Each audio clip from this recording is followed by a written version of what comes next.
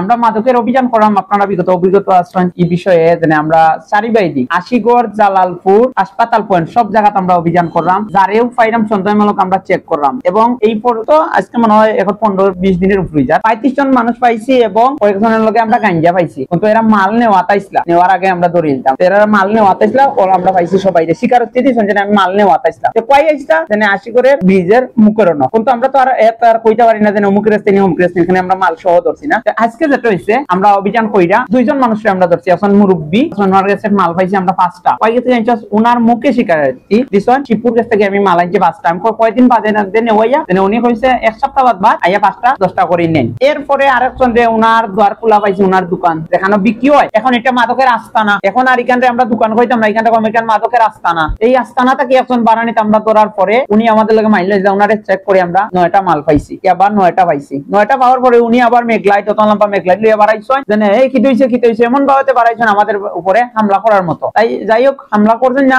ওই যে গ্রুপে আমরা মাল পাইছি আমরা লগে কুস্তাকুস্তি লইছি। এখন মাল সহ দুই রাইন না আমরা পুলিশের কাছে হস্তান্তর করছি 9টা মাল, আর একজনের কাছে পাইছি আমরা 5টা মাল। এবং ওনার লগে মেইন যে রাংসা ডাইরেক্ট বান্ডিল পাইছি, ওনার কাছে নাইফের মধ্যে কাটার, এরপরে আর এখন খাঞ্চি অনেকটা পাইছি আমরা ওনার লগে। ওনার কাছে মনে হচ্ছে মেইন ডিলার, উনি কেন মাল দেন। আর মেইন ডিলার দেন উনি, আমরা অনেক জায়গা থেকে অনেক হুমকি শুনতে পারলাম। আমরা প্রথমে দৃষ্টি আকর্ষণ করলাম এই কারণেই, যখন আমার ছোট ভাই তার শার্ট হয় যখন কিলাখান শার্ট পাইরা ছিল হইছে তারে দইরা কুস্তাকুস্তির মাধ্যমে দৃষ্টি আকর্ষণ করলাম। ওই কারণে আমরা একলা চলাফেরা করি কিংবা ঘোরাঘুরি, আমাদের জানারও নিরাপত্তার দরকার আছে। এরা যেভাবে হুমকি দেয় আমরা তো জানার নিরাপত্তা হইলাম না, তাই প্রথমে দৃষ্টি আকর্ষণ করলাম। এরপরে আমাদের গ্রামবাসী যারা আছেন এবং সিনিয়র যারা আছেন সবাই আমাদের সাপোর্ট করা, তাই আমরা সবাই ওগুলাখান আমরা সাপোর্ট করে দিতাম। আমরা এই মাদকের অভিযানটা সবসময় চালাইয়া যাইতাম। সবার কাছে আবেদন আমাদের, আমরা ওগুলা সাপোর্ট করতাম, আমরা ওগুলাখান মাদকের অভিযান চালাইয়া যাইতাম।